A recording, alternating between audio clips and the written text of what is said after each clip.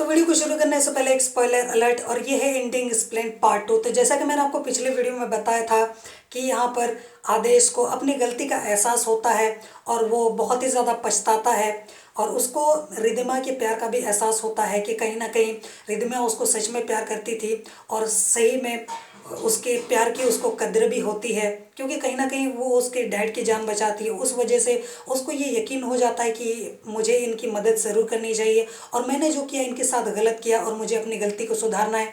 जिसके बाद वो उनकी मदद करने की ठानता है और पेट्रियार्क के पास जाकर उनकी मदद करने की सोचता है, उसे बताता है सारी प्लानिंग्स।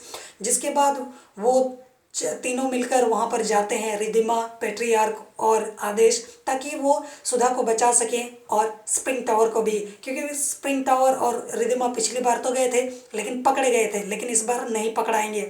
तो जिसके बाद वो वहाँ पर जाते तो हैं, लेकिन यहाँ पर गड़बड़ी ये हो जाती है कि जब झड़प होती है तो यहाँ पर आदेश को बहुत बुरी तरीके से चोट लग जाती है।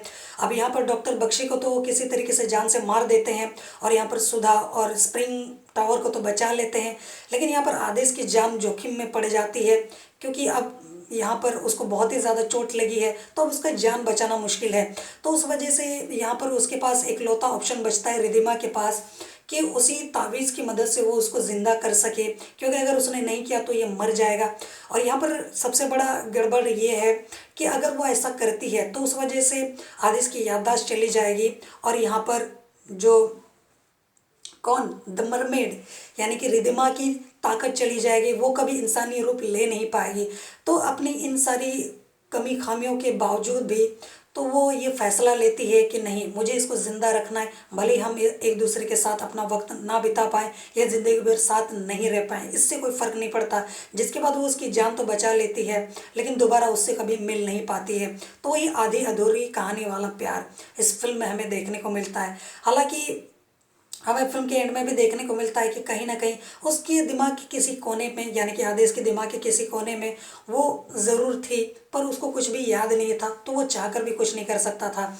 और यहाँ पर जो रिधिमा थी उसने भी खुद को एक्सेप्ट कर लिया था अपनी लाइफ को कि वो जैसी है अब जो है अपनी ज़िंदगी में आगे बढ़ना है, तो उसी वजह से वो वापस कभी नहीं आती है और उनकी ज़िंदगी में कभी दखल अंदाजी नहीं करती है, जो कि हमें इस फिल्म में भी देखने को मिलता है। तो ये थी इस फिल्म की कहानी कि किस तरीके से उनकी ज़िंदगी हंसी खुशी बीत रही होती है, लेकिन एक पागल साइंटिस्ट की वजह से उनकी ज़िंदगी बर्बाद हो जाती है।